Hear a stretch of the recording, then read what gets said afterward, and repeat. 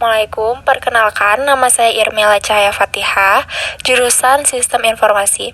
Kali ini saya akan menjelaskan tentang bagaimana cara mengamankan website yang telah dibuat bersama kelompok kami, yang beranggota 3 orang, yaitu Salman Al-Farizi sebagai pembuat materi, Fajar sebagai editor, dan saya sendiri sebagai pembicara.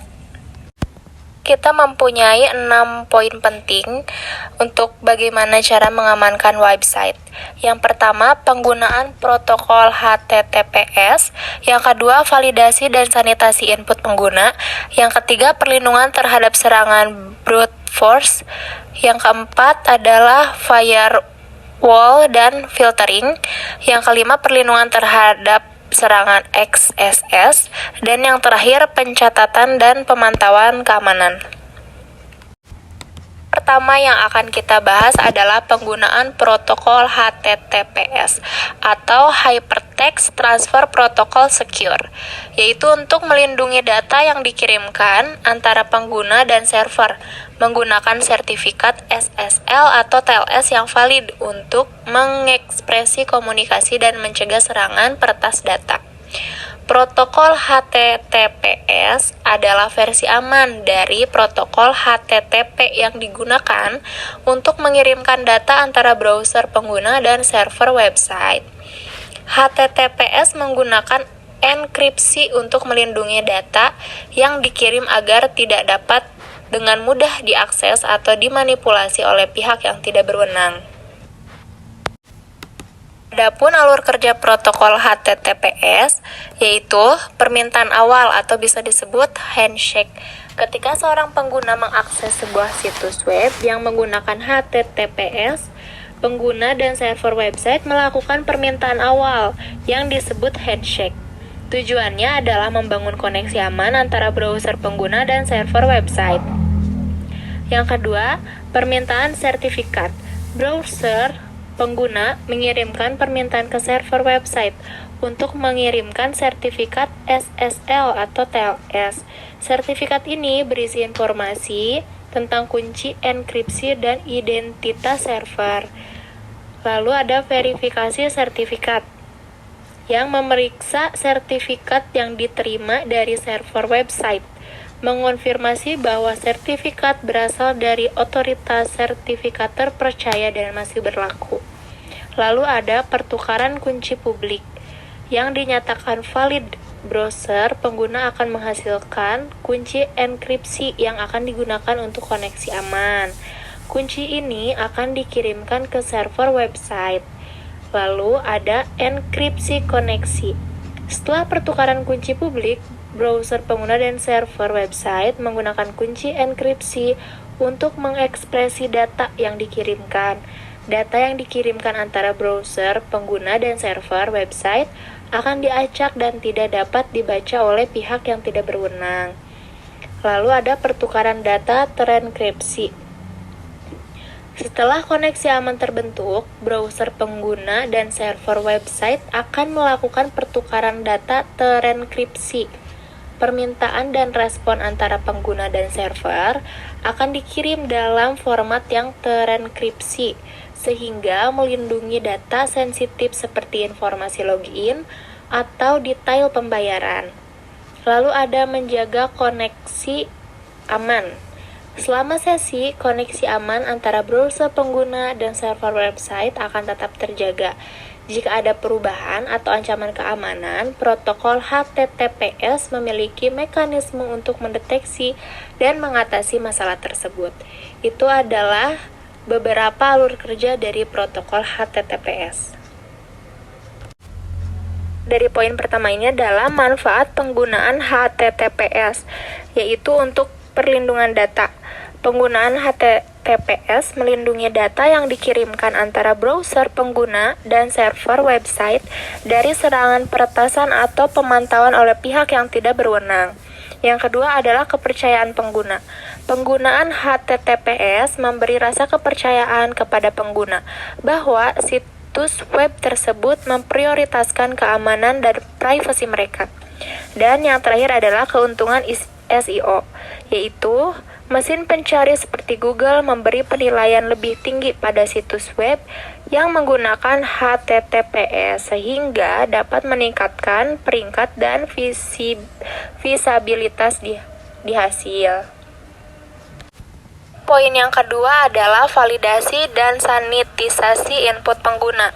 Saat pengguna mengirimkan data melalui formulir atau parameter URL, penting untuk memvalidasi dan menyaring input tersebut sebelum penggunaan dalam operasi atau sebelum memproses selanjutnya.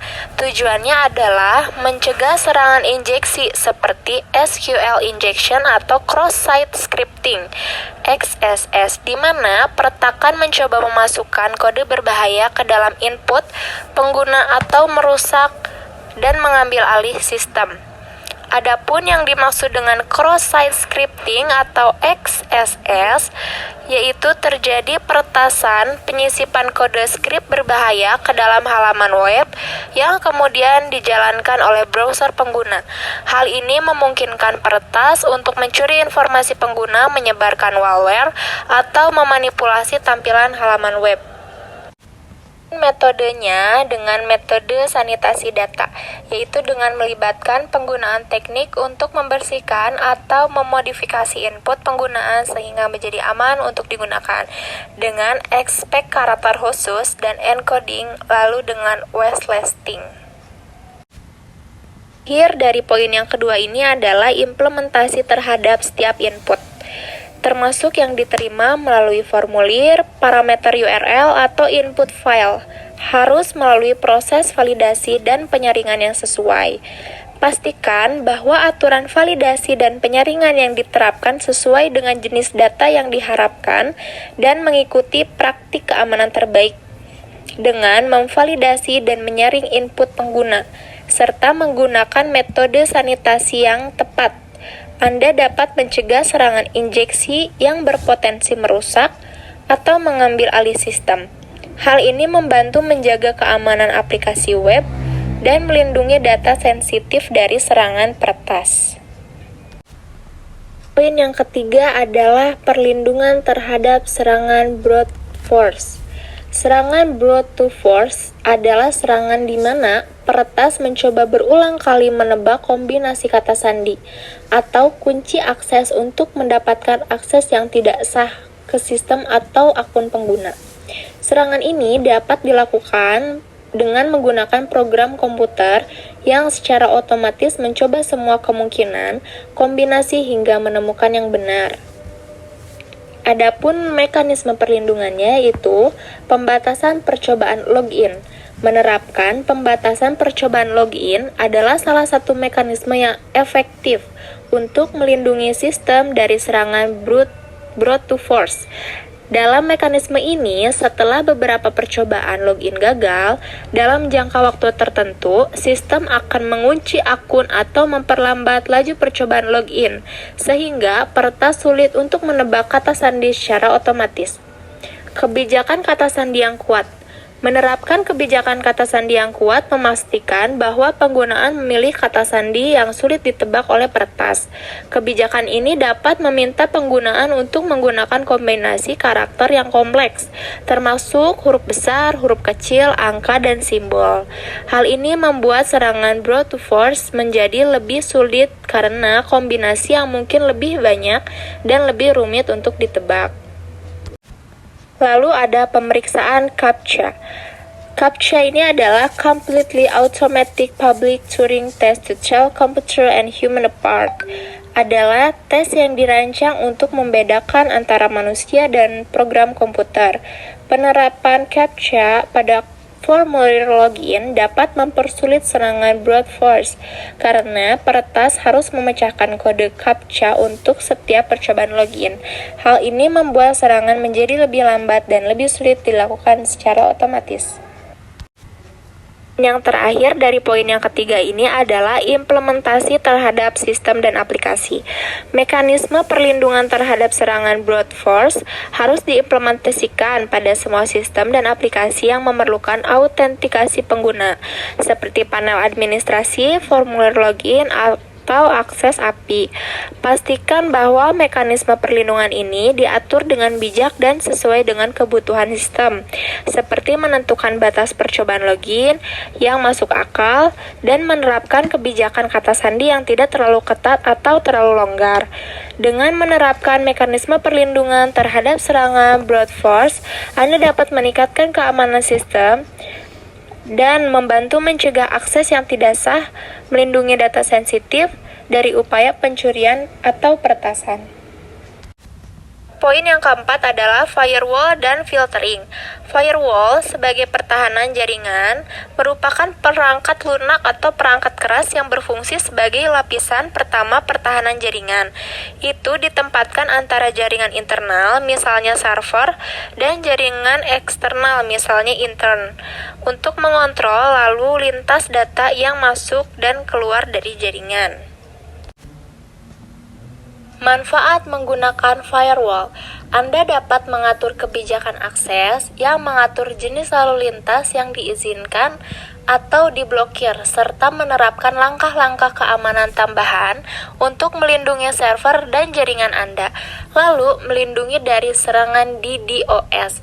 Firewall dapat membantu melindungi server dan jaringan dari serangan DDoS dengan menerapkan teknik pengelolaan lalu lintas seperti pembatasan jumlah koneksi atau memblokir alamat IP yang mencurigakan. Lalu ada filtering pada tingkat jaringan dan aplikasi. Firewall dapat menerapkan filtering pada tingkat jaringan dan aplikasi untuk mencegah akses yang tidak sah atau upaya eksploitasi. Firewall aplikasi dapat memeriksa permintaan dan respon HTTP untuk mengidentifikasi dan memblokir serangan yang mencurigakan. Dan yang terakhir dari poin yang keempat ini adalah konfigurasi dan pemantauan firewall. Pentingnya untuk mengkonfigurasi firewall dengan benar sesuai dengan kebutuhan dan kebijakan keamanan yang relevan. Pastikan bahwa aturan akses yang diterapkan sesuai dengan tujuan dan resiko yang ada. Selain itu, pemantauan firewall secara teratur untuk mencegah potensi atau percobaan akses yang mencurigakan, melakukan pembaruan firmware atau perangkat lunak firewall juga penting untuk memastikan perlindungan yang optimal. Dengan penggunaan firewall yang tepat, Anda dapat melindungi server dan jaringan Anda dari serangan berbasis jaringan dan mengatur akses secara efektif. Firewall merupakan komponen penting dalam strategi keamanan yang melindungi sistem dan data Anda dari serangan yang berpotensi untuk merusak. Selanjutnya, poin yang kelima adalah perlindungan terhadap serangan cross-site scripting atau XSS. Serangan XSS adalah serangan di mana peretas menyisipkan kode skrip berbahaya ke dalam halaman web yang kemudian dijalankan oleh browser pengguna. Serangan ini memungkinkan peretas untuk mencuri informasi pengguna, menyebarkan malware, atau memanipulasi tampilan halaman web. Adapun metode yang dipakai yaitu dengan metode sanitasi data dengan menerapkan input pengguna yang diterima melalui formulir atau parameter URL sebelum data tersebut digunakan atau ditampilkan di halaman web. Selain itu, sanitasi data juga harus diterapkan pada output yang ditampilkan di halaman web untuk mencegah kode skrip berbahaya dari tampilan dan dijalankan oleh browser pengguna. Penggunaan library atau framework keamanan juga harus karena memiliki fitur bawaan untuk menerapkan sanitasi data secara otomatis atau memberi metode yang mudah digunakan untuk menerapkan sanitasi data yang benar. Lalu adanya uji coba dan pemantauan. Pentingnya untuk menguji coba dan memantau keamanan website secara berkala untuk mengidentifikasi keretasan XSS, potensi, dan memastikan bahwa metode sanitasi data yang diterapkan berfungsi dengan baik. Dan poin yang terakhir adalah pencatatan dan pemantauan keamanan, yaitu adanya sistem pencatatan login. Proses pencatatan aktivasi yang terjadi di dalam sistem atau aplikasi. Hal ini melibatkan pengumpulan dan penyimpanan informasi yang relevan tentang peristiwa, kejadian, atau transaksi yang terjadi. Login dapat mencakup informasi seperti tanggal, waktu kejadian, tindakan yang dilakukan, informasi penggunaan terkait, dan detail teknisi lainnya yang relevan. Serta adanya pentingnya login, identifikasi aktivitas mencurigakan. Sistem pencatatan yang efektif memungkinkan Anda untuk melacak aktivasi yang mencurigakan atau serangan potensial pada website Anda. Dan adanya analisis kejadian yang mencatat terjadinya penggunaan untuk menganalisis kejadian tertentu, yang memahami bagaimana serangan atau insiden keamanan terjadi. Informasi ini dapat membantu Anda pemulihan, investigasi, dan pencegahan serangan di masa depan. Lalu ada kepatuhan dan audit. Login juga penting untuk kepatuhan terhadap standar keamanan dan regulasi tertentu yang mungkin berlaku bagi website Anda. Lalu ada pemantauan dan respon yang cepat. Pentingnya untuk memantau log secara teratur untuk mengidentifikasi indikasi ancaman keamanan atau aktivasi mencurigakan. Ini melibatkan pemeriksaan login dengan alat, pemantauan, dan memvalidasi aktivitas yang tercatat.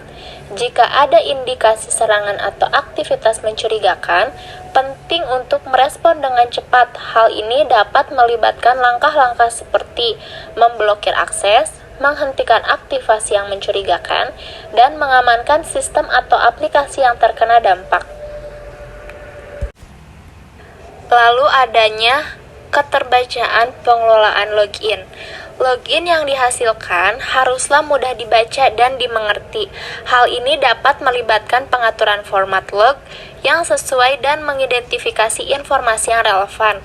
Untuk mencatat, selain itu, login harus dikelola dengan baik, termasuk penyimpanan yang aman, perlindungan dari modifikasi yang tidak sah, dan kebijakan retensi data yang sesuai dengan kebutuhan dan persyaratan hukum. Dengan mengimplementasikan sistem pencatatan login dan pemantauan yang efektif, Anda dapat meningkatkan kemampuan untuk mengidentifikasi ancaman, keamanan, menganalisis kejadian, merespon dengan cepat. Ini membantu dalam menjaga keamanan website Anda, melindungi data sensitif, dan memastikan kepatuhan terhadap standar keamanan yang berlaku. Itu tadi 6 poin penting untuk bagaimana caranya mengamankan website Anda dengan benar. Terima kasih sudah mendengarkan video ini. Thanks for watching. Assalamualaikum warahmatullahi wabarakatuh.